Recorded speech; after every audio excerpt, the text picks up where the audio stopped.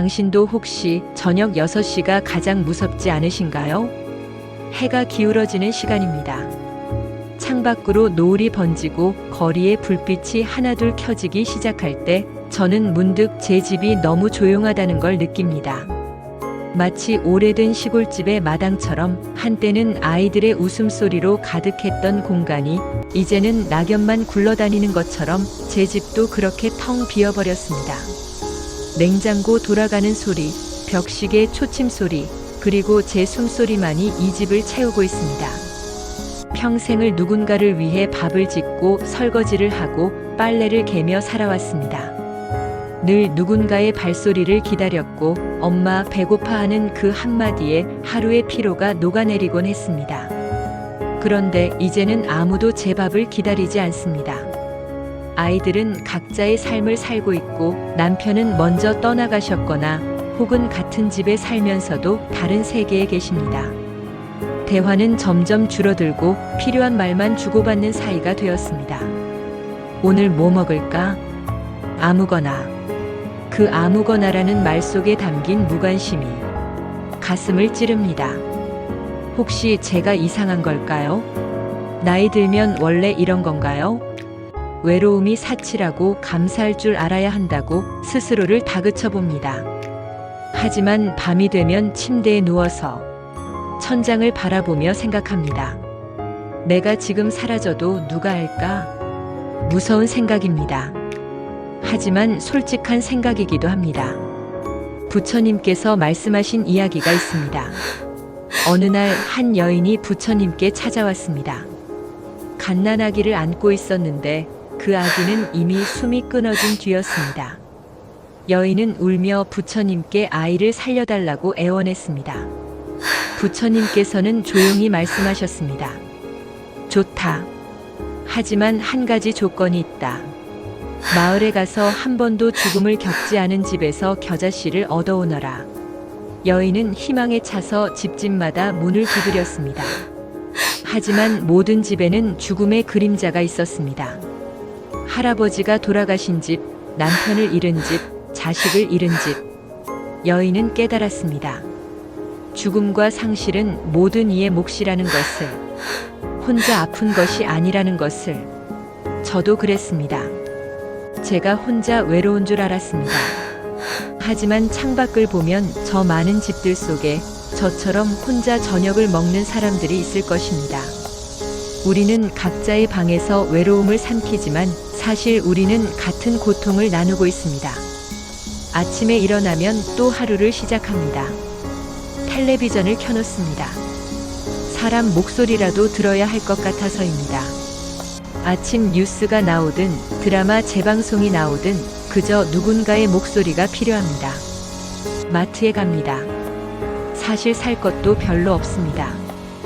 혼자 먹는 밥 얼마나 먹겠습니까?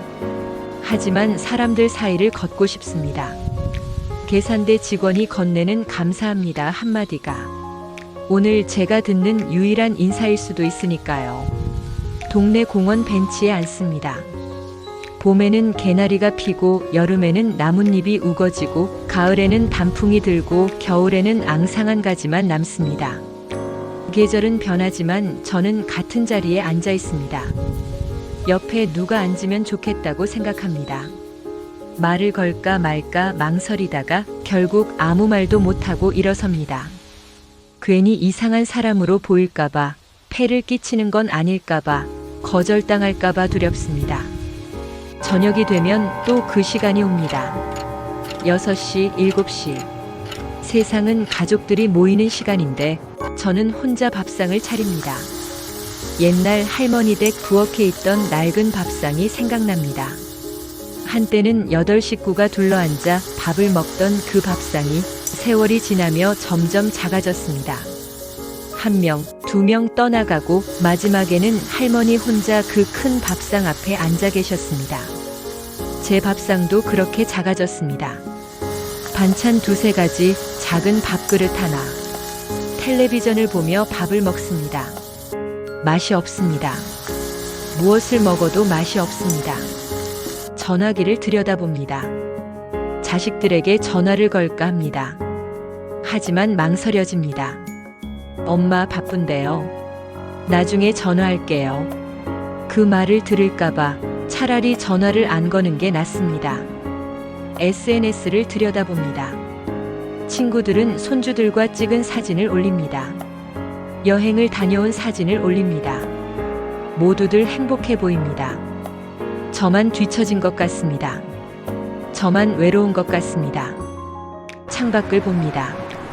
건너편 아파트 창문마다 불이 켜져 있습니다. 누군가의 웃음소리가 들리는 것 같습니다. 저 많은 집 중에서 저처럼 혼자 저녁을 먹는 사람이 또 있을까요? 분명 있을 겁니다. 하지만 우리는 서로를 모릅니다. 각자의 방에서 각자의 외로움을 삼키며 살아갑니다. 이게 노년입니까? 평생을 누군가를 위해 살다가 마지막에는 이렇게 혼자 남는 것이 인생의 끝입니까? 가슴이 아픕니다. 눈물이 납니다. 하지만 울 수도 없습니다. 누가 보면 오해할까봐, 약한 사람으로 보일까봐 참습니다. 그렇게 하루가 지나갑니다. 그리고 내일도 모레도 똑같은 하루가 반복될 것입니다. 당신도 이런가요? 당신도 이 외로움을 알고 계신가요? 괜찮습니다. 혼자가 아닙니다. 제가 여기 있습니다. 당신의 이야기를 듣고 있습니다. 그리고 오늘 함께 이 외로움에 대해 이야기해 보려 합니다. 어떻게 하면 이 고통스러운 감정과 함께 살아갈 수 있을지, 어떻게 하면 외로움을 외로움으로만 두지 않을 수 있을지 말입니다. 다음 이야기에서는 우리가 평생 붙잡고 있던 관계라는 것의 진짜 의미를 다시 생각해 봅니다. 자식과 남편, 그들은 정말 우리의 소유였을까요? 우리는 평생 함께할 줄 알았습니다. 하지만 부처님은 다르게 말씀하셨습니다. 부처님께서는 이렇게 말씀하셨습니다. 모든 만남은 인연이요, 모든 인연은 언젠가 흩어진다. 처음 이 말을 들었을 때 너무 냉정하다고 생각했습니다. 어떻게 가족을, 내 자식을, 내 남편을 그저 인연이라고 부를 수 있습니까? 하지만 나이가 들고 보니 부처님의 말씀이 냉정한 것이 아니라 오히려 자비로운 것이었다는 걸 알게 되었습니다. 옛날 시골집 마당에는 큰 나무가 한 그루 있었습니다. 여름이면 그 나무 아래에서 온 가족이 모여 수박을 먹고, 겨울이면 그 나무가지에 까치집이 만들어졌습니다.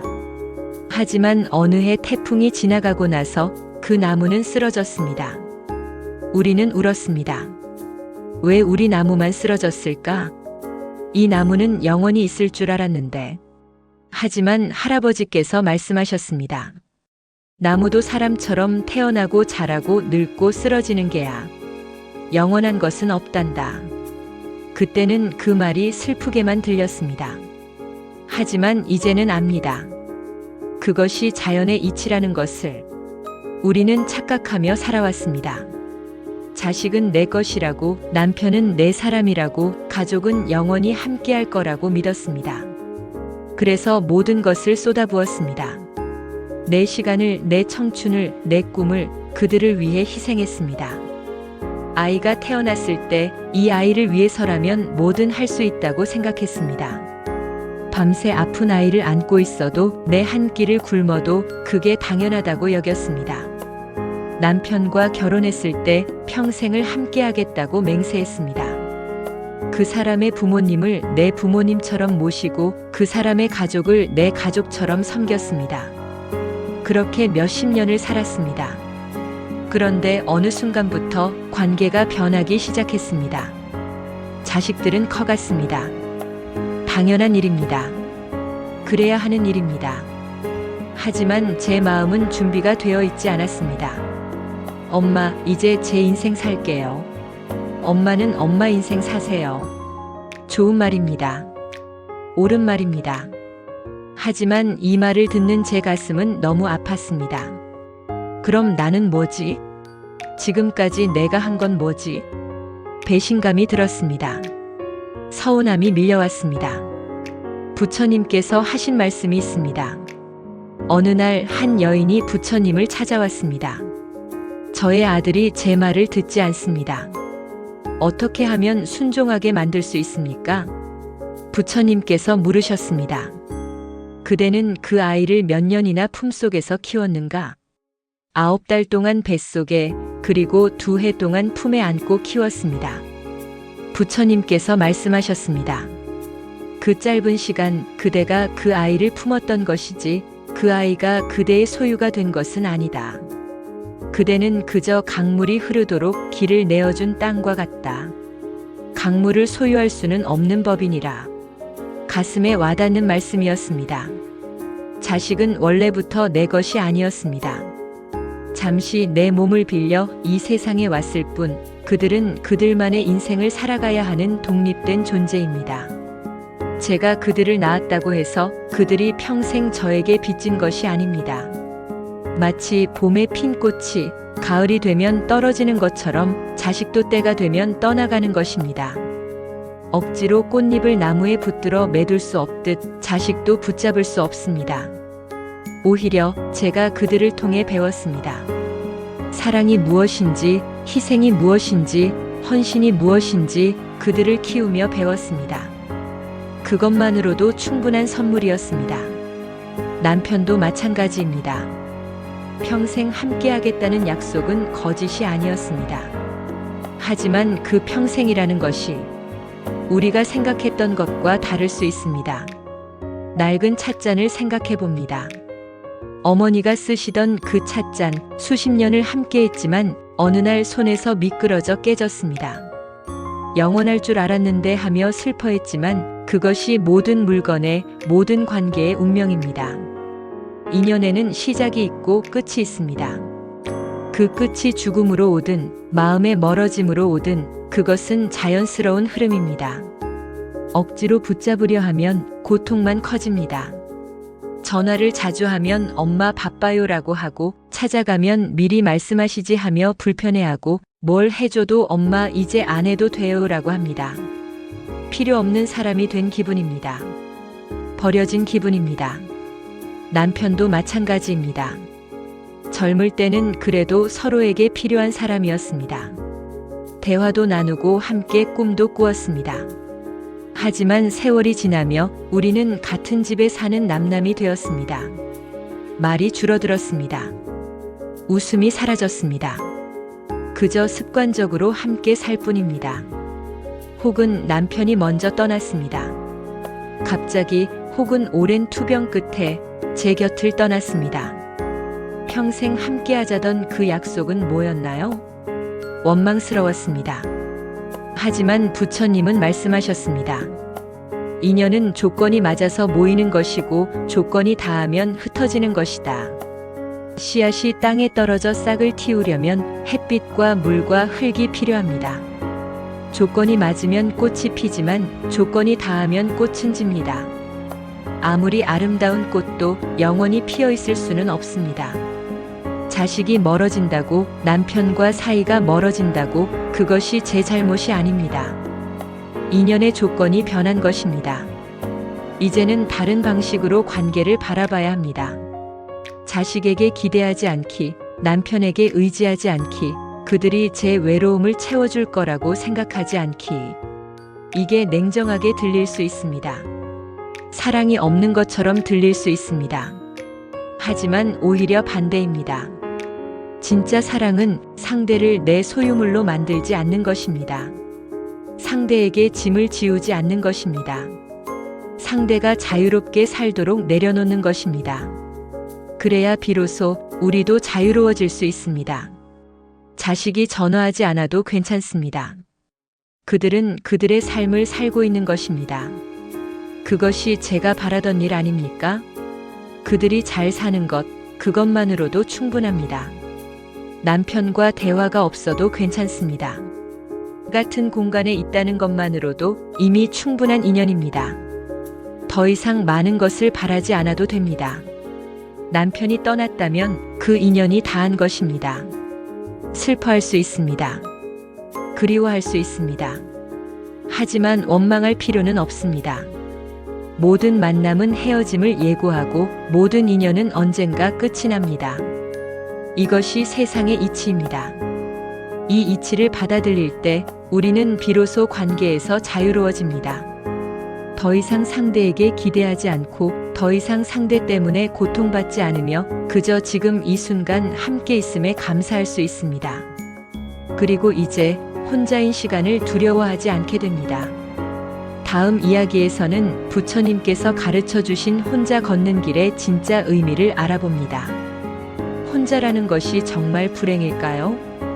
혼자 가는 길이 외로운 게 아니라 가장 자유로운 길일 수 있습니다. 부처님의 가르침 중에 무소의 뿔처럼 혼자서 가라는 말씀이 있습니다. 콧불 쏘는 뿔이 하나입니다. 무리를 짓지 않고 혼자 숲을 걸어갑니다. 외롭지 않냐고요? 아닙니다. 콧불 쏘는 외롭지 않습니다.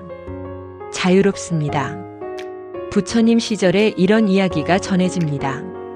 어느 마을에 한 수행자가 살고 있었습니다. 그는 늘 다른 수행자들과 함께 지냈습니다. 함께 탁발을 하고 함께 명상을 하고 함께 잠을 잤습니다. 하지만 어느 날부터 갈등이 생기기 시작했습니다. 당신은 게으르다. 당신은 너무 엄격하다. 서로를 비난하고 다투기 시작했습니다. 수행자는 괴로웠습니다. 평화를 찾아 수행을 시작했는데 오히려 더 큰 번뇌에 빠진 것입니다. 그래서 그는 결심했습니다. 혼자 산으로 들어가기로. 처음에는 두려웠습니다. 밤이 되면 무서운 소리가 들렸고 아무도 말을 걸어주지 않았습니다. 하지만 며칠이 지나자 신기한 일이 일어났습니다. 마음이 고요해졌습니다. 다른 사람의 말에 흔들리지 않았고 다른 사람의 눈치를 보지 않게 되었습니다. 새소리가 들렸습니다. 바람 소리가 들렸습니다. 자기 자신의 호흡 소리가 들렸습니다. 그는 깨달았습니다. 진짜 평화는 혼자 있을 때 찾아온다는 것을. 부처님께서 왜 이런 비유를 드셨을까요? 혼자 있는 것이 나쁜 게 아니라 오히려 깨달음으로 가는 가장 확실한 길이기 때문입니다. 우리는 평생을 함께 길들여져 왔습니다. 어릴 때는 부모님과, 커서는 친구들과, 결혼해서는 남편과 자식과 늘 누군가와 함께였습니다. 그래서 혼자가 되는 것을 두려워합니다. 혼자 있으면 뭔가 잘못된 거라고 생각합니다. 하지만 생각해 보십시오. 우리는 원래 혼자 태어났습니다. 아무것도 가지지 않고 아무도 데려오지 않고 혼자 이 세상에 왔습니다. 그리고 죽을 때도 혼자 갑니다. 아무리 사랑하는 사람이 있어도 죽음의 문턱은 혼자 넘어가야 합니다. 태어남도 혼자, 죽음도 혼자인데 왜 우리는 그 사이의 시간만큼은 혼자이면 안 된다고 생각할까요? 가을 들녘을 걷다 보면 외따로 서 있는 나무 한 그루를 봅니다. 주변에는 아무도 없습니다. 다른 나무들은 멀리 떨어져 있습니다. 그 나무가 외로워 보일까요? 아닙니다. 그 나무는 당당합니다. 혼자 서서 바람을 맞고 햇빛을 받으며 제자리를 지킵니다. 오히려 울창한 숲속 나무들은 서로 햇빛을 가리고 뿌리가 엉켜 제대로 자라지 못합니다. 혼자 있는 시간이야말로 진짜 나를 만나는 시간입니다. 다른 사람의 시선, 다른 사람의 기대, 다른 사람의 평가에서 벗어나 온전히 나 자신과 마주할 수 있는 시간입니다. 젊을 때는 그럴 여유가 없었습니다. 아침부터 저녁까지 누군가를 돌보고 누군가를 섬기고 누군가의 필요를 채우느라 정작 제 자신은 돌보지 못했습니다. 거울을 봐도 제 얼굴이 낯설었습니다. 나는 누구인가? 생각할 시간도 없었습니다. 그저 엄마, 아내, 며느리로 살았습니다. 하지만 이제는 다릅니다. 자식들은 떠났고 남편도 저를 찾지 않으며 더 이상 제게 요구하는 사람이 없습니다. 처음에는 공허했습니다. 나는 이제 쓸모없는 사람이구나라고 생각했습니다. 하지만 아닙니다. 이제야 비로소 제 인생을 살 수 있는 시간이 온 것입니다. 무소의 뿔처럼 혼자 걸을 수 있는 그 자유가 주어진 것입니다. 혼자 있으면 뭘 할 수 있을까요? 우선 고요함을 누릴 수 있습니다. 겨울 새벽에 첫눈이 내릴 때를 생각해 봅니다. 세상이 하얗게 뒤덮이고 모든 소리가 사라집니다. 그 고요함 속에서 자기 심장 소리까지 들립니다. 혼자 있는 시간이 그렇습니다. 아무 소리 없는 집, 아무도 부르지 않는 시간, 그 속에서 내 마음의 소리를 들을 수 있습니다. 나는 정말 뭘 좋아하지? 나는 뭘 하고 싶었지? 나는 어떤 사람이지? 평생 묻지 못했던 질문들을 이제는 스스로에게 던질 수 있습니다. 부처님께서 깨달음을 얻으신 이야기를 기억합니다. 그날 밤 부처님은 보리수나무 아래 혼자 앉아 계셨습니다. 아무도 곁에 없었습니다. 제자들도 추종자들도 가족도 없었습니다. 오직 부처님과 별이 총총한 하늘과 고요한 밤만이 있었습니다. 그 고요함 속에서 부처님은 자기 자신을 깊이 들여다보셨습니다. 나는 누구인가? 고통은 어디서 오는가? 진정한 평화는 무엇인가? 그리고 새벽이 밝아올 때 샛별을 보시며 깨달으셨습니다. 혼자였기 때문입니다. 혼자였기에 깨달을 수 있었습니다. 누군가와 함께 있었다면 그 사람에게 신경 쓰느라 자기 자신을 깊이 보지 못했을 것입니다. 책을 읽을 수 있습니다. 젊었을 때 읽고 싶었던 책, 시간이 없어서 미뤄뒀던 책, 이제는 천천히 한 줄 한 줄 음미하며 읽을 수 있습니다. 마치 할머니 댁 다락방에서 찾은 오래된 편지처럼 노랗게 바랜 책장을 넘기며 그 안에 담긴 지혜를 천천히 음미합니다. 누가 빨리 읽어라 재촉하지 않습니다. 누가 왜 그런 책을 읽느냐 묻지 않습니다. 오롯이 제 시간입니다. 산책을 할 수 있습니다. 누구 눈치 보지 않고 내가 가고 싶은 곳으로 내가 원하는 속도로 걸을 수 있습니다. 나무를 봅니다. 꽃을 봅니다. 하늘을 봅니다.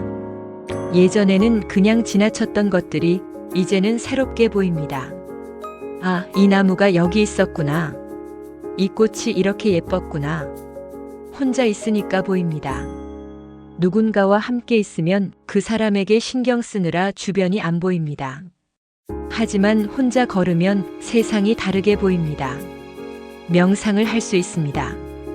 따로 절에 가거나 거창한 수행을 하지 않아도 됩니다. 그냥 방에 앉아서 눈을 감고 숨을 쉬는 것만으로도 충분합니다. 들숨과 날숨을 느낍니다. 아, 내가 살아있구나. 아, 내가 지금 여기 있구나. 그것만으로도 평화가 찾아옵니다. 혼자 있다고 외로운 게 아닙니다.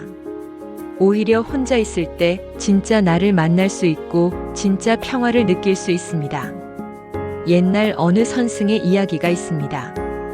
그 선승은 평생을 산속 작은 암자에서 혼자 살았습니다. 어느 날 제자가 찾아와 물었습니다. 스님, 혼자 계시니 외롭지 않으십니까? 선승이 웃으며 대답했습니다. 나는 혼자가 아니네. 아침에는 새들이 찾아오고 낮에는 바람이 찾아오고 밤에는 달이 찾아오네. 그리고 무엇보다 나 자신이 여기 있지 않은가. 제자가 다시 물었습니다. 하지만 사람이 그립지는 않으십니까? 선승이 말했습니다. 사람이 100명 있어도 진심이 없으면 외로운 법이고 혼자 있어도 마음이 평화로우면 외롭지 않은 법이네. 그 말이 맞습니다. 혼자 있는 것과 외로운 것은 다릅니다. 수십 명의 사람들에 둘러싸여 있어도 마음이 통하지 않으면 외롭습니다. 하지만 혼자 있어도 자기 자신과 평화롭게 지낼 수 있다면 전혀 외롭지 않습니다. 무소의 뿔처럼 당당하게 혼자 걸어가십시오. 그것이 외로움이 아니라 자유입니다. 부처님께서 가르쳐 주신 길입니다. 깨달음으로 가는 길입니다. 혼자 있는 시간을 두려워하지 마십시오. 오히려 그 시간을 소중히 여기십시오. 그 시간 속에서 당신은 당신 자신을 발견하게 될 것입니다. 다음 이야기에서는 우리가 왜 끊임없이 무언가로 마음을 채우려 하는지, 그리고 그것이 왜 더 큰 고통을 만드는지 알아봅니다. 외로움을 피하려고 더 바쁘게 움직일수록 외로움은 더 깊어집니다. 외로움을 느낄 때 우리는 본능적으로 그것을 채우려 합니다. 뭐라도 해야 할 것 같습니다. 가만히 있으면 안 될 것 같습니다. 그래서 움직입니다. 부처님 시절의 이야기가 있습니다. 어느 부자가 있었습니다. 그는 많은 재산을 가졌지만 늘 불안했습니다. 이것만으로는 부족해. 그래서 더 많은 것을 모았습니다. 창고가 하나 가득 차면 또 창고를 지었습니다. 창고가 10개가 되어도 여전히 불안했습니다. 어느 날 부처님께서 그에게 물으셨습니다. 그대는 도대체 얼마나 더 모아야 만족하겠는가? 부자는 대답하지 못했습니다. 얼마가 되어야 충분한지 스스로도 몰랐습니다. 부처님께서 말씀하셨습니다. 그대가 채우려는 것은 창고가 아니라 마음속의 빈 공간이다. 하지만 그 빈 공간은 아무리 물건을 쌓아도 채워지지 않는다. 우리도 그렇습니다. 모임에 나갑니다. 동창회, 동네 모임, 종교 모임, 어디든 사람이 있는 곳으로 갑니다. 처음에는 좋습니다.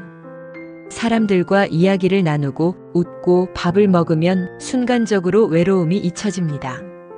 하지만 집에 돌아오면 다시 공허함이 밀려옵니다. 오히려 더 심하게 느껴집니다. 왜 그럴까요? 마치 여름날 마른 논에 물을 대는 것과 같습니다. 한동안은 물이 고여 있는 것 같지만 금방 스며들어 사라집니다. 그리고 다시 땅이 갈라집니다. 억지로 채운 것은 진짜가 아니기 때문입니다. 모임에서 나눈 대화, 그 안에 진심이 얼마나 있었습니까? 대부분은 거칠해, 인사치레였습니다. 요즘 어떻게 지내세요? 그냥 그렇죠. 깊은 이야기는 나누지 않습니다. 속마음을 털어놓지 않습니다. 모두들 괜찮은 척, 잘 사는 척 합니다. 그래서 더 외롭습니다. 사람들 속에 있어도 진짜 연결되지 못하면 오히려 고립감만 커집니다. 혹은 이런 식으로 채우려고 합니다. 텔레비전을 하루 종일 켜놓습니다. 드라마를 봅니다. 예능을 봅니다. 뉴스를 봅니다. 시간은 갑니다. 하지만 남는 게 없습니다. 마치 봄날 벚꽃이 휘날리는 것처럼 순간은 아름답지만 지나고 나면 아무것도 손에 남지 않습니다. 핸드폰을 들여다봅니다. SNS를 스크롤합니다. 다른 사람들의 삶을 구경합니다. 그러다 보면 비교하게 됩니다. 저 사람은 저렇게 행복해 보이는데 나는 왜 이럴까? 자괴감이 듭니다. 쇼핑을 합니다. 홈쇼핑 채널을 보다가 필요하지도 않은 물건을 삽니다. 이거 사면 기분이 나아질까? 택배가 도착하면 잠깐 설렙니다. 하지만 뜯어보고 나면 그게 그겁니다. 기쁨은 금방 사라집니다. 마치 장롱 속 묵은 옷가지들처럼 한때는 좋아서 샀지만 이제는 입지도 않는 옷들이 쌓여만 갑니다. 음식으로 채우려고 합니다. 달달한 것, 짜고 자극적인 것 계속 먹습니다. 먹는 순간은 위로가 됩니다. 하지만 먹고 나면 죄책감과 함께 공허함이 더 커집니다. 이 모든 것들이 외로움을 채우는 게 아니라 외로움을 피하려는 시도입니다. 하지만 피할수록 외로움은 더 크게 다가옵니다. 부처님께서는 이것을 가래라고 하셨습니다. 목마른 사람이 물을 찾듯 우리는 끊임없이 무언가를 갈구합니다. 하지만 그 가래는 채워지지 않습니다. 아무리 마셔도 아무리 채워도 다시 갈증이 생깁니다. 어느 수행자가 부처님께 물었습니다. 세상 사람들은 왜 만족하지 못합니까? 부처님께서 강가로 그를 데리고 가셨습니다. 그리고 말씀하셨습니다. 저 강물을 보아라. 강물은 쉼없이 흐르지만 바다는 결코 가득 차지 않는다. 사람의 욕망도 그와 같다. 아무리 채워도 끝이 없다. 왜 그럴까요? 진짜 목마른 곳이 따로 있기 때문입니다. 우리가 정말 갈망하는 것은 사람이 아니고 물건이 아니고 자극이 아닙니다. 우리가 진짜 원하는 것은 평화입니다. 마음의 평화, 내면의 고요함, 있는 그대로의 나를 받아들이는 것, 그것이 우리가 진짜 목말라 하는 것입니다. 하지만 그것은 밖에서 얻어지는 게 아닙니다. 안에서 찾아야 합니다. 겨울날 아궁이에 불을 지피는 것을 생각해 봅니다. 아무리 밖에서 나무를 쌓아도 불씨가 안에 있지 않으면 불이 붙지 않습니다. 진짜 따뜻함은 안에서 나옵니다. 억지로 뭔가를 채우려고 하는 대신 그냥 비워두는 연습을 해야 합니다. 외로움을 느낄 때 도망가지 마십시오. 그냥 앉아서 그 외로움을 느껴보십시오. 아, 나는 지금 외롭구나. 가슴이 텅 빈 것 같구나. 쓸쓸하구나. 인정하십시오. 받아들이십시오. 그러면 신기한 일이 일어납니다. 외로움이 그렇게 무섭지 않습니다. 가만히 들여다보면 외로움도 하나의 감정일 뿐입니다. 파도처럼 밀려왔다가 파도처럼 빠져나갑니다. 영원히 지속되지 않습니다. 억지로 피하려고 하니까 더 무섭고 더 커 보였던 것입니다. 그냥 가만히 바라보면 아, 이것도 지나가는구나 하고 알게 됩니다. 모임에 억지로 나가지 않아도 됩니다. 진심으로 만나고 싶은 사람이 있을 때만 나가십시오. 텔레비전을 하루 종일 켜놓지 않아도 됩니다. 정말 보고 싶은 프로그램이 있을 때만 보십시오. SNS를 계속 들여다보지 않아도 됩니다. 다른 사람의 삶과 비교하지 않아도 됩니다. 쇼핑으로 마음을 달래지 않아도 됩니다. 필요한 것만 사십시오. 음식으로 외로움을 채우지 않아도 됩니다. 배고플 때만 먹으십시오. 대신 고요함 속에 머무르십시오. 아무것도 하지 않는 시간, 그냥 앉아있는 시간, 창밖을 바라보는 시간, 그 시간이 처음에는 불편할 수 있습니다. 견디기 힘들 수 있습니다. 하지만 조금씩 익숙해지면 그 시간이 선물처럼 느껴집니다. 아무것도 안 해도 괜찮구나. 가만히 있어도 괜찮구나. 이것을 깨달을 때 진짜 평화가 찾아옵니다. 억지로 채우려는 번뇌에서 벗어나 있는 그대로를 받아들이는 자유, 그것이 우리가 찾아야 할 길입니다. 다음 이야기에서는 평생 나를 뒷전으로 두고 살아온 우리가 이제야 스스로에게 베풀어야 할 자비에 대해 이야기합니다. 당신은 평생 모든 사람을 사랑했습니다. 이제는 당신 자신을 사랑할 차례입니다. 돌이켜보면 제 인생에서 제가 제일 뒷전이었습니다. 아이가 아프면 밤새 간호했지만 제가 아플 때는 참았습니다. 이 정도는 괜찮아 하며 넘어갔습니다. 가족들 밥상에는 정성을 다했지만 제 끼니는 대충 때웠습니다. 남은 반찬, 식은 밥으로 배를 채웠습니다. 남편이 입고 싶다는 옷은 사줬지만 제 옷은 몇 년이고 입었습니다. 아직 입을 만회하며 새 옷 사는 것을 미뤘습니다. 마치 낡은 부엌 행주처럼 처음에는 새하얗고 보드라웠지만 수없이 설거지를 하고 걸레질을 하며 누렇게 바래고 헤어졌습니다. 하지만 아직 쓸만해하며 새 것으로 바꾸지 않았습니다. 여자는 뒤에서 받쳐주는 거야. 제 자신을 그렇게 대했습니다. 자식들 학원비는 아까워하지 않았지만 제가 뭔가 배우고 싶다는 생각은 사치처럼 느껴졌습니다. 왜 그랬을까요? 그게 당연하다고 배웠기 때문입니다. 어머니가 그렇게 사셨고 할머니가 그렇게 사셨고 모든 여자들이 그렇게 살았습니다. 엄마는 희생하는 거야. 아내는 참는 거야. 이런 말들을 들으며 자랐습니다. 그래서 자연스럽게 제 자신을 맨 마지막 순위에 두었습니다. 부처님 시절에 이런 이야기가 있습니다. 어느 여인이 부처님께 찾아왔습니다. 그녀는 평생을 남편과 시댁을 섬기며 살았습니다. 밤낮으로 일했고 단 하루도 쉬지 못했습니다. 하지만 남편은 그녀를 귀하게 여기지 않았고 시댁 식구들은 그녀를 하인처럼 부렸습니다. 여인은 부처님께 울며 말했습니다. 저는 평생을 그들을 위해 살았는데 왜 저를 사랑하지 않습니까? 부처님께서 조용히 물으셨습니다.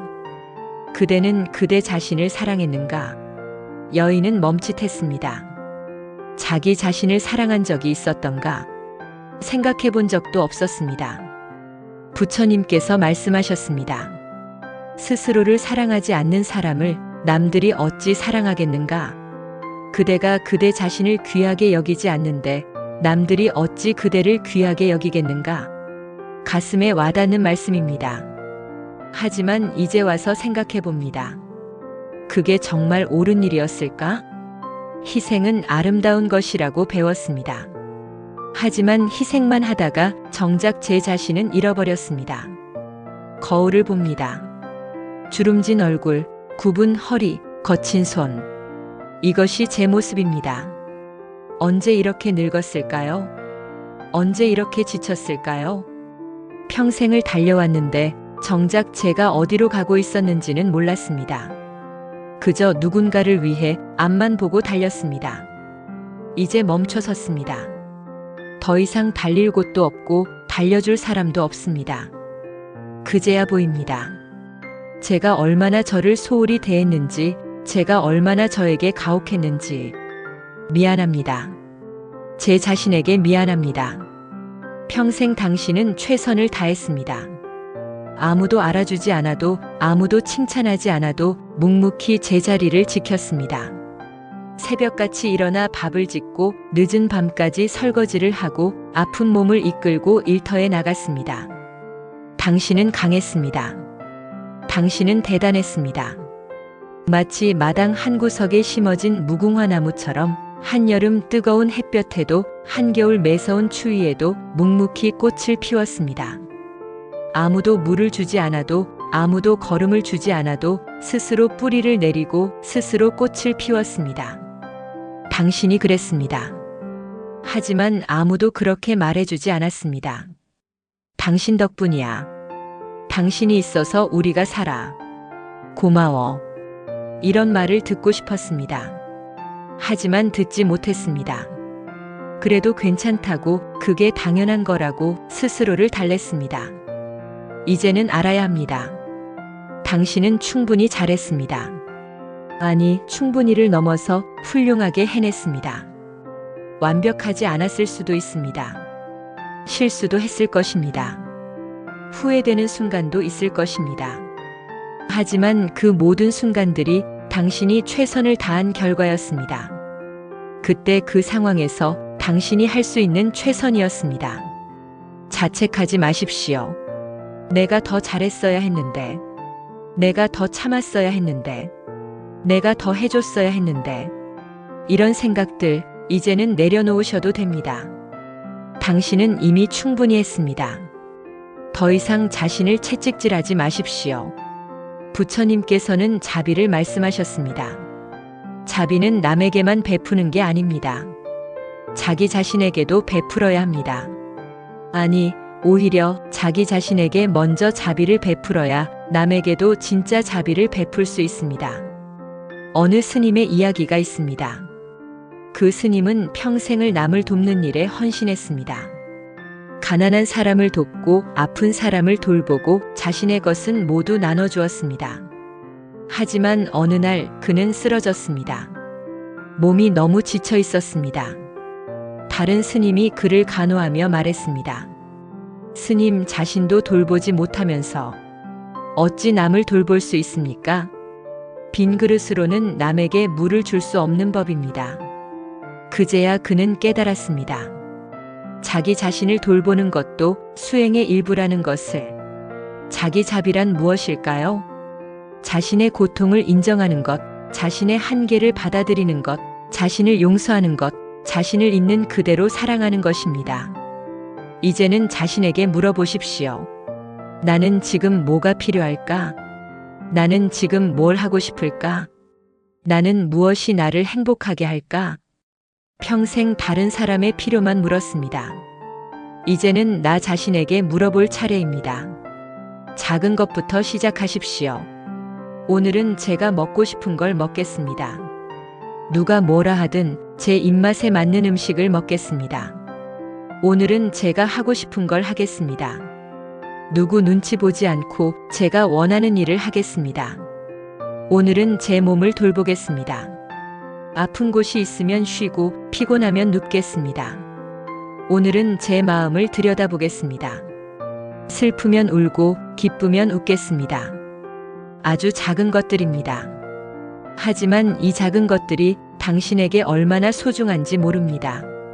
시골집 툇마루에 앉아 햇볕을 쬐는 것처럼 그냥 가만히 앉아서 따뜻한 햇살을 느끼는 것만으로도 충분히 좋을 수 있습니다. 아무것도 하지 않아도 그냥 존재하는 것만으로도 당신은 소중합니다. 평생 참았던 것들, 평생 미뤘던 것들, 이제는 해도 됩니다. 늦지 않았습니다. 아직 시간이 있습니다. 남은 인생, 이제는 당신을 위해 사십시오. 이기적인 것이 아닙니다. 당연한 것입니다. 당신도 사랑받을 자격이 있습니다. 당신도 행복할 자격이 있습니다. 당신도 소중한 사람입니다. 스스로에게 말해 주십시오. 수고했어. 잘했어. 사랑해. 부끄럽지 않아도 됩니다. 이상하지 않습니다. 당신이 평생 남에게 해줬던 그 말들, 이제는 당신 자신에게 해줄 차례입니다. 매일 아침 거울을 보며 말하십시오. 오늘도 고마워. 나를 위해 살아줘서. 매일 저녁 잠들기 전에 말하십시오. 오늘 하루도 수고했어. 잘 버텨줘서 고마워. 처음에는 어색할 것입니다. 말이 입 밖으로 나오지 않을 수도 있습니다. 하지만 계속하다 보면 어느 순간 진심이 됩니다. 자기자비, 그것이 노년을 평화롭게 살아가는 가장 중요한 열쇠입니다. 다음 이야기에서는 외로움이 어떻게 고독이라는 아름다운 선물로 변하는지 그 신비로운 순간에 대해 나눕니다. 외로움과 고독은 다릅니다.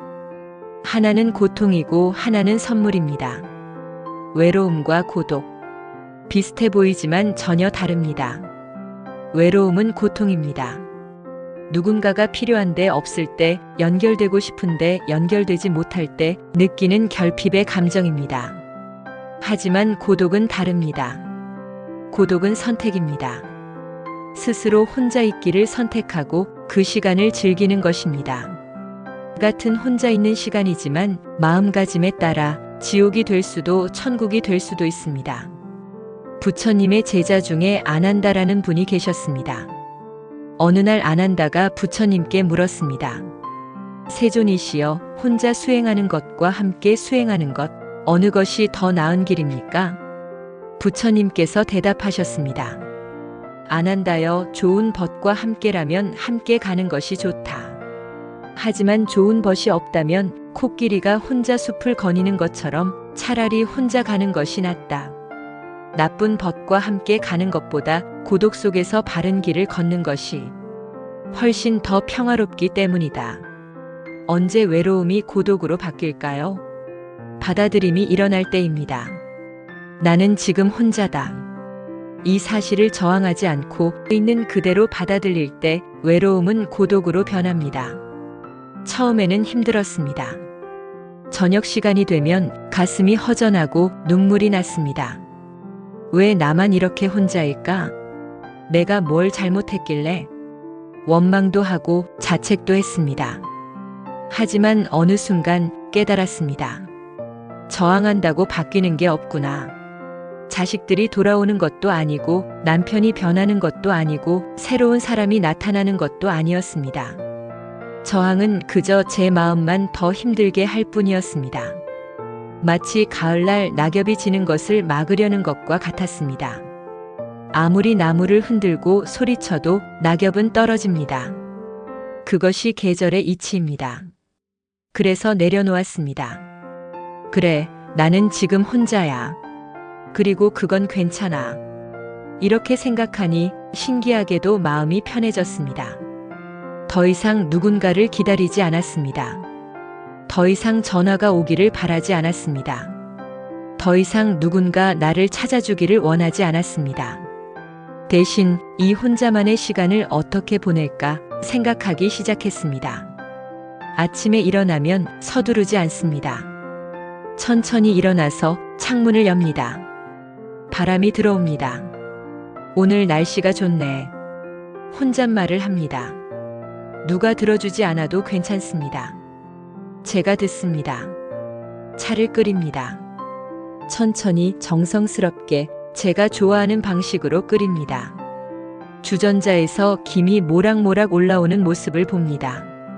마치 새벽 논에서 피어오르는 안개처럼 하얗고 부드럽게 피어오릅니다. 따뜻한 찻잔을 두 손으로 감쌉니다. 김이 오릅니다. 향기가 납니다. 아, 좋다. 이 순간이 좋습니다. 책을 펼칩니다. 읽고 싶었던 책, 미뤄뒀던 책. 한 페이지 한 페이지 천천히 읽습니다. 누가 빨리 읽어라 재촉하지 않습니다. 누가 왜 그런 책을 읽느냐 묻지 않습니다. 오롯이 제 시간입니다. 점심때가 되면 간단하게 먹습니다. 거창하게 차릴 필요 없습니다. 제가 좋아하는 것, 제 몸이 원하는 것을 먹습니다. 천천히 씹습니다. 음식의 맛을 느낍니다. 혼자 먹어도 음식은 여전히 맛있습니다. 오후에는 산책을 나갑니다. 목적지가 없습니다. 그냥 걷습니다. 발이 가는 대로, 마음이 가는 대로 천천히 걷습니다. 계절마다 풍경이 다릅니다. 봄에는 개나리가 노랗게 피고, 여름에는 초록이 우거지고, 가을에는 코스모스가 흔들리고, 겨울에는 앙상한 나뭇가지에 눈이 쌓입니다. 모두 아름답습니다. 모두 의미가 있습니다. 공원에 갑니다. 벤치에 앉습니다. 사람들을 봅니다. 아이들이 뛰어놉니다. 강아지를 산책시키는 사람도 있습니다. 연인들이 손을 잡고 걷습니다. 예전 같으면 부러웠을 것입니다. 외로웠을 것입니다. 하지만 이제는 그저 바라봅니다. 저 사람들도 저렇게 행복하구나. 좋겠다. 진심으로 좋겠다고 생각합니다. 부러운 게 아니라 축복해 줄 수 있습니다. 왜냐하면 저도 제 방식으로 행복하기 때문입니다. 어느 선승이 이런 말을 했습니다. 꽃은 혼자 피어도 봄이 온다. 새는 혼자 날아도 하늘이 넓다. 사람도 혼자 있어도 마음이 평화롭다면 그것으로 충분하다. 저녁이 되면 예전처럼 무섭지 않습니다. 6시, 7시, 그 시간이 이제는 제 시간입니다. 음악을 틉니다. 좋아하는 음악, 젊었을 때 듣던 노래. 눈을 감고 듣습니다. 가슴이 따뜻해집니다. 일기를 씁니다. 오늘 있었던 일, 오늘 느낀 감정, 오늘 감사한 것들을 적습니다. 쓰다 보면 하루가 정리됩니다. 마음이 차분해집니다. 잠자리에 듭니다. 이불을 덮으며 생각합니다. 오늘도 잘 보냈다. 혼자였지만 외롭지 않았습니다. 고독했습니다. 그리고 그 고독이 너무나 평화로웠습니다.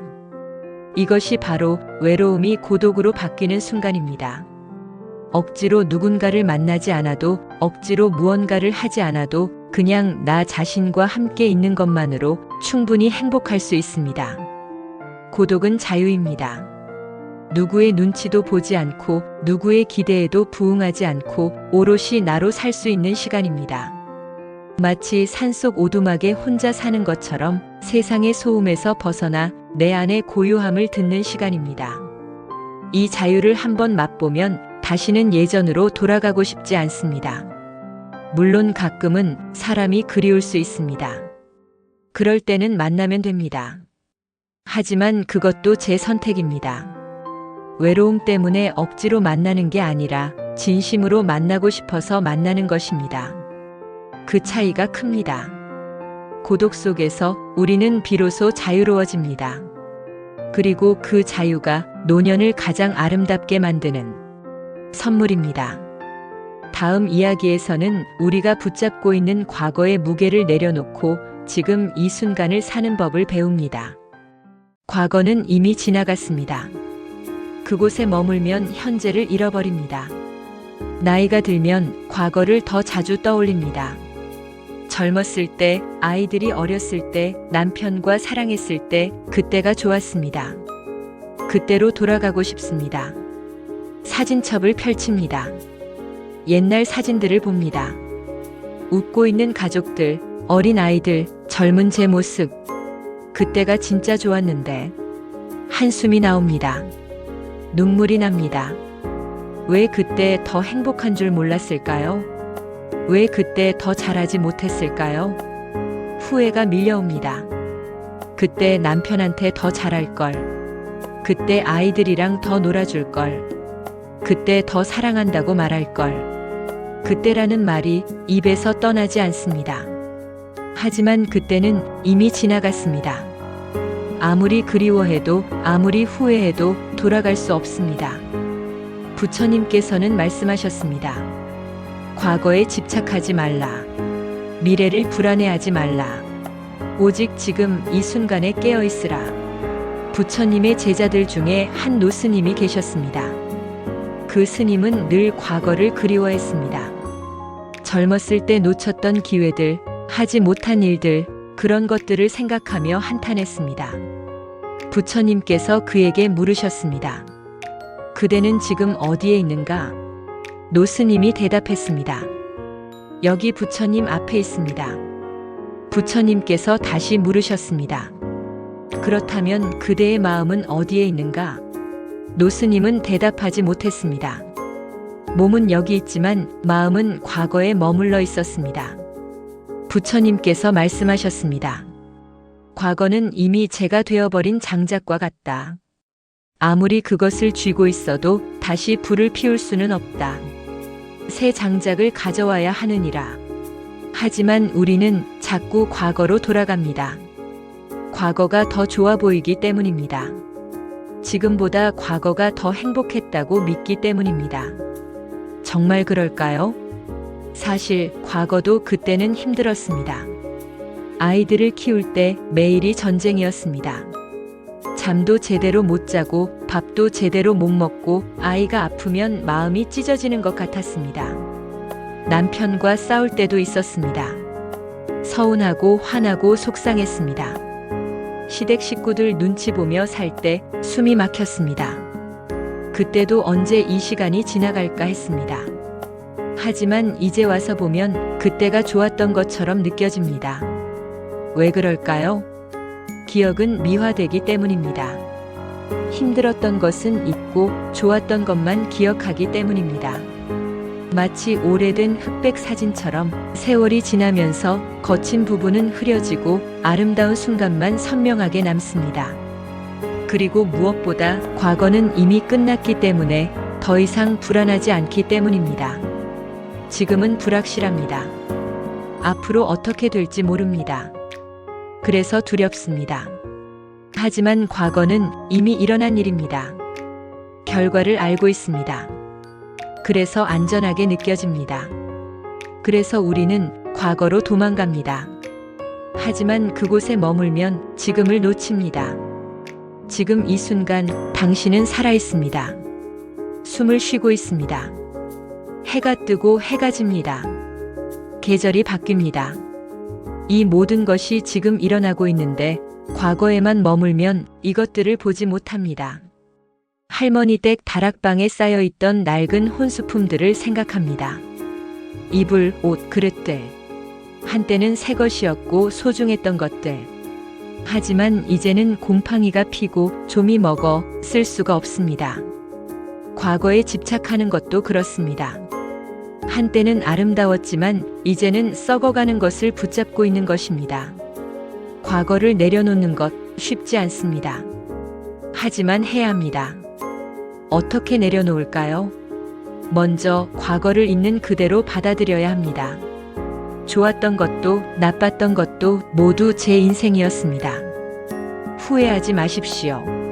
그때 그 상황에서 최선을 다했습니다. 실수도 했을 것입니다. 하지만 그것도 배움이었습니다. 과거는 변하지 않습니다. 하지만 과거를 바라보는 시선은 바뀔 수 있습니다. 그때 내가 잘못했어가 아니라 그때 나는 그렇게밖에 할 수 없었어. 그리고 그걸로 충분했어. 이렇게 생각하십시오. 그리고 감사하십시오. 그 모든 순간들이 지금의 나를 만들었습니다. 힘들었던 순간들이 나를 강하게 만들었습니다. 행복했던 순간들이 나에게 사랑이 무엇인지 가르쳐 줬습니다. 모든 것이 선물이었습니다. 감사하고 보내주십시오. 고마웠어. 이제 가도 돼. 과거에게 인사하십시오. 작별을 고하십시오. 그리고 돌아서십시오. 앞을 보십시오. 아니, 앞도 보지 마십시오. 미래도 불확실합니다. 지금을 보십시오.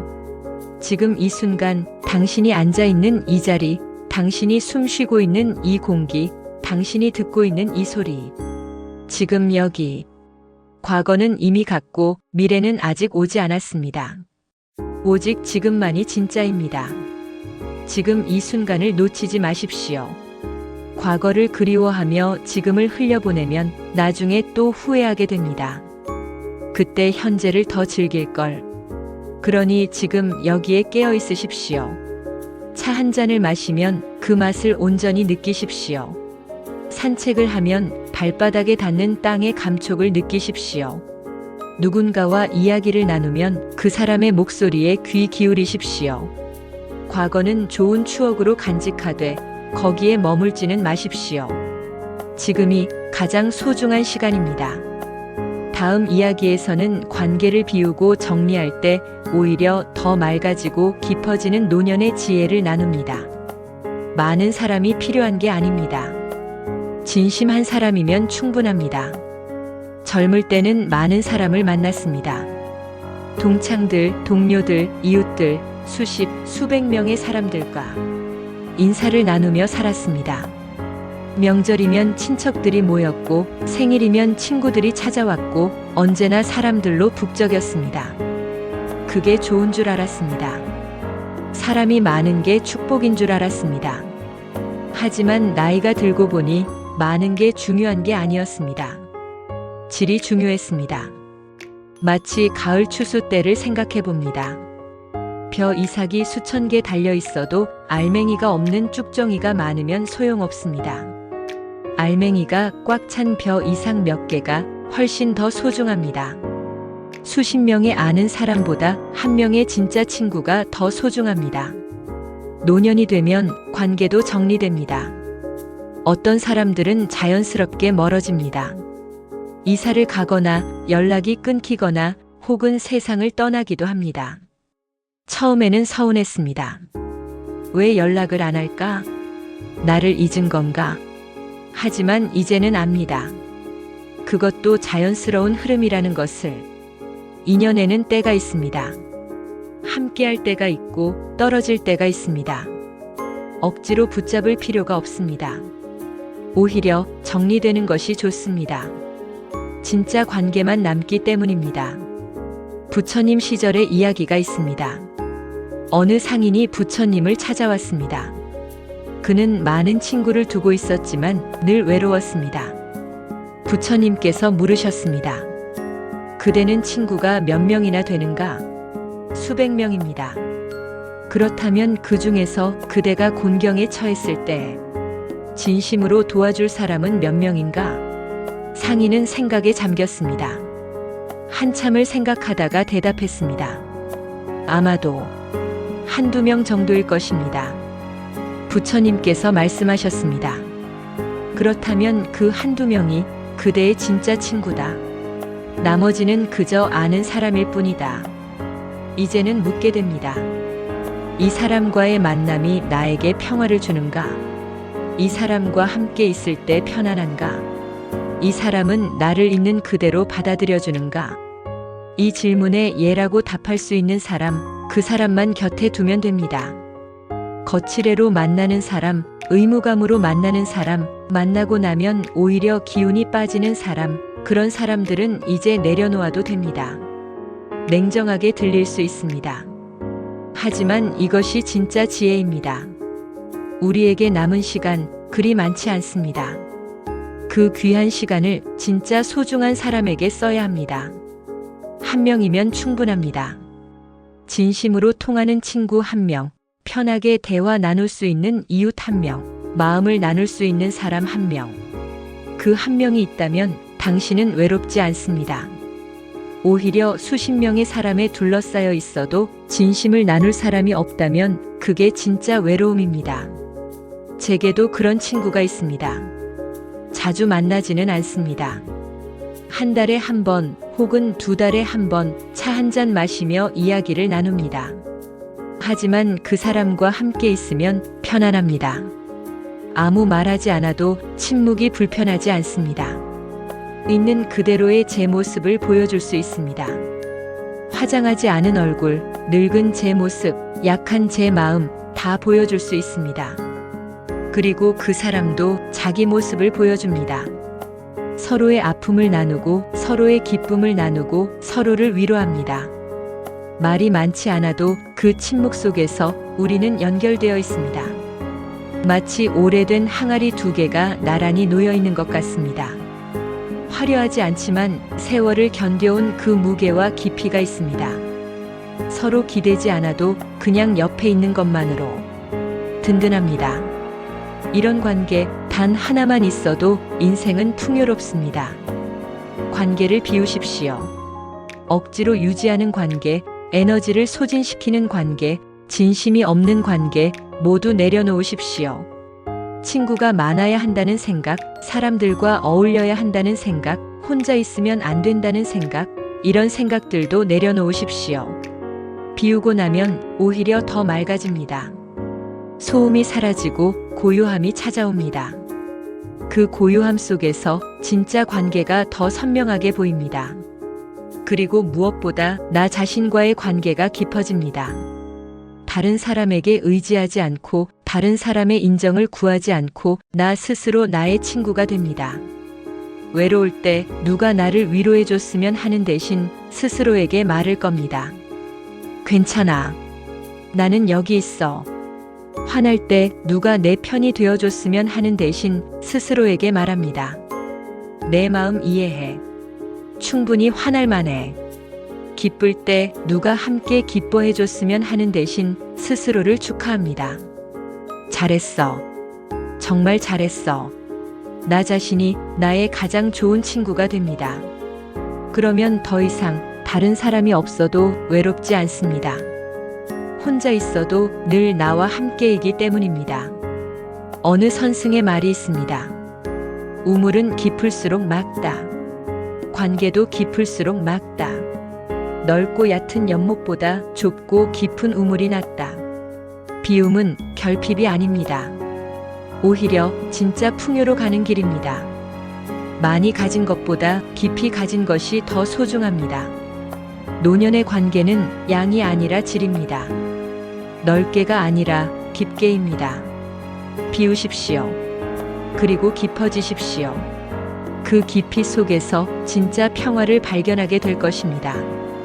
다음 이야기에서는 우리 모두가 언젠가 맞이할 죽음을 어떻게 평온하게 준비할 수 있는지 그 지혜를 나눕니다. 죽음은 끝이 아니라 또 다른 문입니다. 나이가 들면 죽음을 생각하게 됩니다. 피할 수 없는 주제입니다. 주변 사람들이 하나둘 떠나갑니다. 친구가 세상을 떠나고 형제가 떠나고 때로는 자식보다 먼저 가는 사람도 있습니다. 장례식에 갑니다. 관 속에 누운 그 사람을 봅니다. 나도 저렇게 되는구나. 두렵습니다. 죽으면 어떻게 될까요? 아픈 건 아닐까요? 외로운 건 아닐까요? 그냥 사라지는 건가요? 질문들이 마음속에 가득합니다. 밤에 잠들면서 생각합니다. 내일 아침에 눈을 못 뜨면 어쩌지? 가슴이 두근거립니다. 숨이 막힙니다. 죽음이 두렵습니다. 하지만 부처님께서는 죽음을 다르게 보셨습니다. 부처님께서는 죽음을 무상이라고 하셨습니다. 모든 것은 변합니다. 생겨나고 머물고 변하고 사라집니다. 꽃이 피면 반드시 집니다. 해가 뜨면 반드시 집니다. 태어나면 반드시 죽습니다. 이것이 자연의 이치입니다. 부처님께서 열반에 드시기 전 제자들이 슬퍼하며 물었습니다. 세존이시여, 저희를 두고 가시면 어찌합니까? 부처님께서 평온하게 말씀하셨습니다. 모든 만남은 헤어짐이 있는 법이다. 태어난 것은 반드시 늙고 병들고 죽는다. 이것이 세상의 이치이니 슬퍼하지 말라. 나는 떠나지만 내가 전한 가르침은 남아있을 것이다. 그리고 마지막으로 이렇게 말씀하셨습니다. 모든 것은 사라진다. 게으르지 말고 정진하라. 거스를 수 없습니다. 피할 수도 없습니다. 그렇다면 두려워할 필요가 있을까요? 부처님께서는 말씀하셨습니다. 태어나지 않은 적이 없고 죽지 않은 적이 없다. 우리는 이미 수많은 생을 거쳐왔고 수많은 죽음을 경험했습니다. 단지 기억하지 못할 뿐입니다. 죽음은 끝이 아닙니다. 하나의 문을 닫고 또 다른 문을 여는 것입니다. 마치 가을이 끝나고 겨울이 오듯, 겨울이 끝나고 봄이 오듯 죽음도 하나의 계절일 뿐입니다. 나무는 가을에 잎을 떨구지만 죽는 것이 아닙니다. 겨울을 나고 봄이 되면 다시 새 잎을 트웁니다. 이렇게 생각하면 죽음이 조금 덜 무섭습니다. 하지만 여전히 질문이 남습니다. 그렇다면 어떻게 준비해야 할까? 준비는 잘 사는 것입니다. 지금 이 순간을 잘 사는 것, 그것이 죽음을 준비하는 가장 좋은 방법입니다. 후회 없이 사십시오. 하고 싶은 말이 있으면 지금 하십시오. 사랑한다고, 고맙다고, 미안하다고 내일을 기약하지 마십시오. 내일이 올지 아무도 모릅니다. 오늘 할 수 있는 일은 오늘 하십시오. 용서하십시오. 원망하던 사람, 미워하던 사람, 이제는 용서하십시오. 그 사람을 위해서가 아니라 당신을 위해서입니다. 원망을 안고 가면 마음이 무겁습니다. 마치 오래된 집 다락방에 쌓인 짐처럼 오랫동안 쌓아둔 원망은 먼지가 쌓이고 곰팡이가 핍니다. 내려놓으십시오. 가볍게 떠나십시오. 정리하십시오. 물건을 정리하십시오.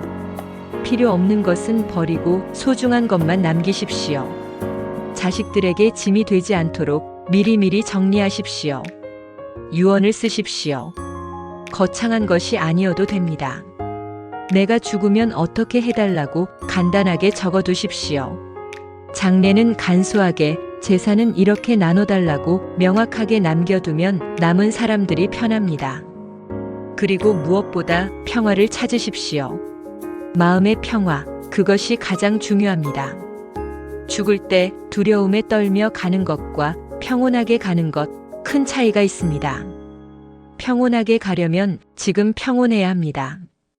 어떻게 평온해질 수 있을까요? 받아들임입니다. 죽음을 받아들이는 것, 나이 드는 것을 받아들이는 것, 몸이 아픈 것을 받아들이는 것, 혼자인 것을 받아들이는 것, 모든 것을 있는 그대로 받아들일 때 평온함이 찾아옵니다. 저항하지 마십시오. 싸우지 마십시오. 왜 나만 이래? 이건 불공평해. 나는 아직 죽고 싶지 않아. 이런 생각들이 고통을 만듭니다. 대신 이렇게 생각하십시오. 나는 충분히 살았다. 좋은 날도 있었고 힘든 날도 있었다. 모든 게 소중한 경험이었다. 이제 갈 때가 되면 갈 것이다. 담담하게 받아들이십시오. 죽음은 자연스러운 것입니다. 슬퍼할 일도 아니고 두려워할 일도 아닙니다. 그저 다음 단계로 넘어가는 것입니다. 매일 밤 잠들기 전에 생각하십시오. 오늘 내가 죽는다면 후회는 없는가? 만약 후회가 있다면 내일 그것을 해결하십시오. 그렇게 하루하루를 후회 없이 살아가십시오. 어느 노스님의 이야기가 있습니다. 그 스님은 매일 아침 일어나면 빈 관을 바라보며 명상했습니다. 제자가 물었습니다. 스님, 왜 빈 관을 보십니까? 스님이 대답했습니다. 내가 언젠가 들어갈 자리를 매일 확인하는 것이다. 그러면 오늘 하루를 마지막 날처럼 소중히 살게 된다. 그러면 언젠가 진짜 마지막 날이 와도 평온하게 눈을 감을 수 있습니다. 잘 살았다. 후회 없다. 이제 편히 쉬어도 되겠다. 이렇게 말하며 고요히 떠날 수 있습니다. 죽음은 적이 아닙니다. 친구입니다. 우리를 고통에서 해방시켜주는 마지막 자비입니다. 두려워하지 마십시오. 준비하십시오. 잘 살고, 잘 정리하고, 잘 떠나십시오. 그것이 우리가 할 수 있는 가장 아름다운 마무리입니다. 마지막 이야기에서는 당신이 살아온 이 모든 시간이 얼마나 소중하고 아름다운 것이었는지 그 진실을 함께 확인합니다. 당신의 인생은 그 자체로 완벽했습니다. 여기까지 오셨습니다. 긴 이야기를 함께 나눴습니다. 외로움에 대해, 인연에 대해, 고독에 대해, 죽음에 대해. 이제 마지막으로 꼭 드리고 싶은 말씀이 있습니다. 당신은 이미 충분히 잘 살아오셨습니다. 이 말을 믿으시나요? 아마 고개를 저으실지도 모릅니다. 나는 잘한 게 없어. 나는 실수투성이었어. 나는 부족한 사람이야. 평생 이렇게 생각하며 사셨을 것입니다. 하지만 제 말을 들어주십시오. 당신은 정말로 충분히 잘했습니다. 부처님 시절의 마지막 이야기가 있습니다. 어느 노인이 부처님께 찾아왔습니다. 그는 평생을 후회 속에 살았습니다. 잘못한 것들, 하지 못한 것들, 그런 것들을 생각하며 괴로워했습니다. 부처님께서 물으셨습니다. 그대는 평생 무엇을 했는가?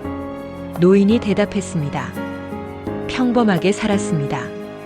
농사를 짓고 가족을 먹여 살리고 그저 그렇게 살았습니다. 부처님께서 말씀하셨습니다. 그것으로 충분하다.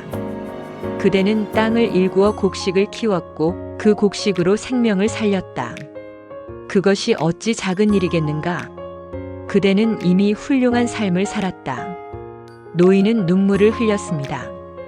평생 처음으로 자기 삶이 의미 있었다는 것을 깨달았습니다.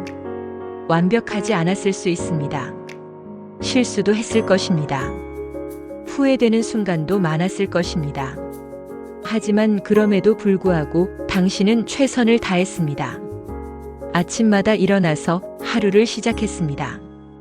아무리 힘들어도 포기하지 않았습니다. 가족을 먹였습니다. 집을 지켰습니다.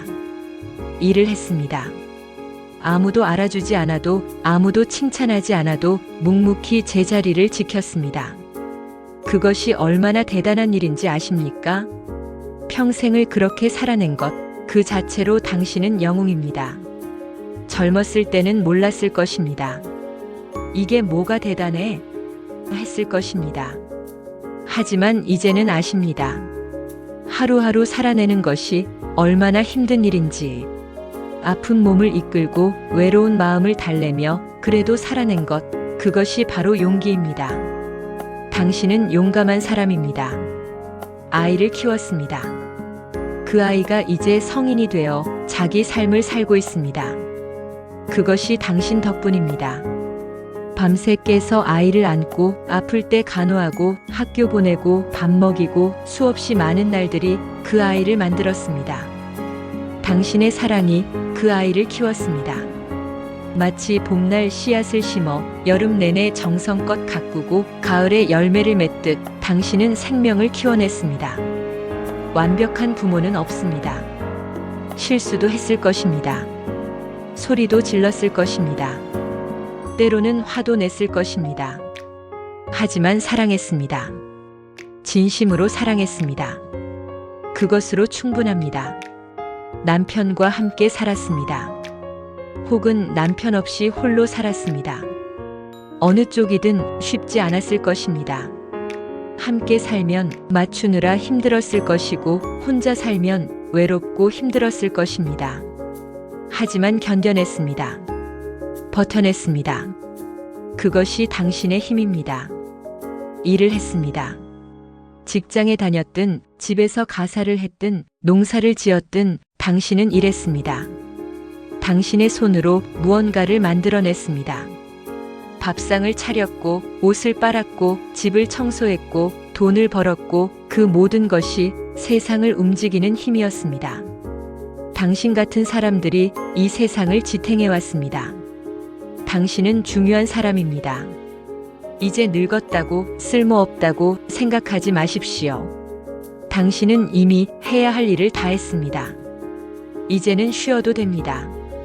더 이상 누군가를 위해 무언가를 증명하지 않아도 됩니다. 그냥 존재하는 것만으로 당신은 충분합니다. 외로워도 괜찮습니다. 슬퍼도 괜찮습니다.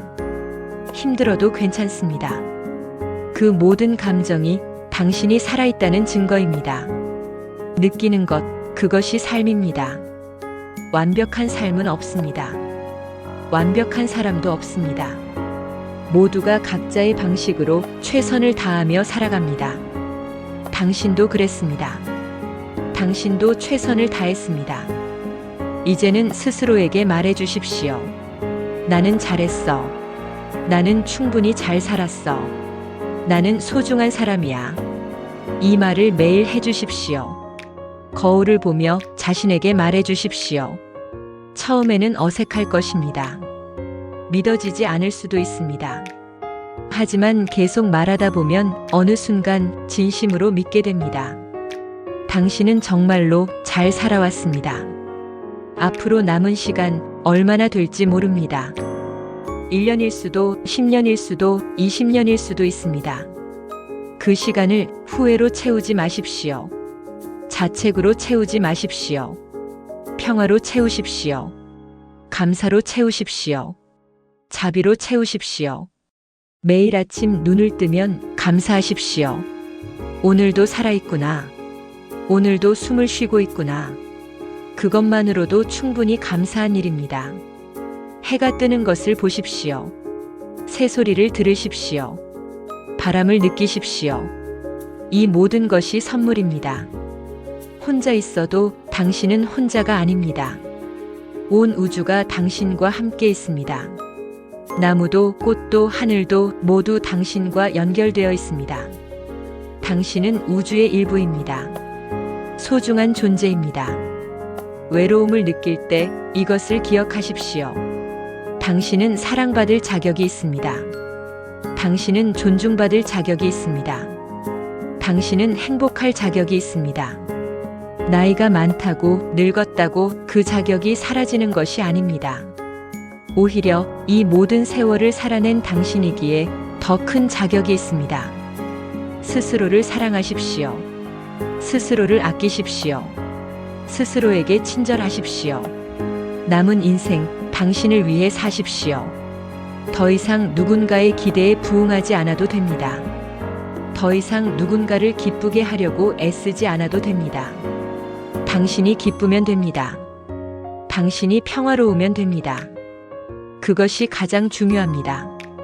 마지막으로 이 말을 꼭 드리고 싶습니다. 당신은 충분합니다. 당신은 소중합니다.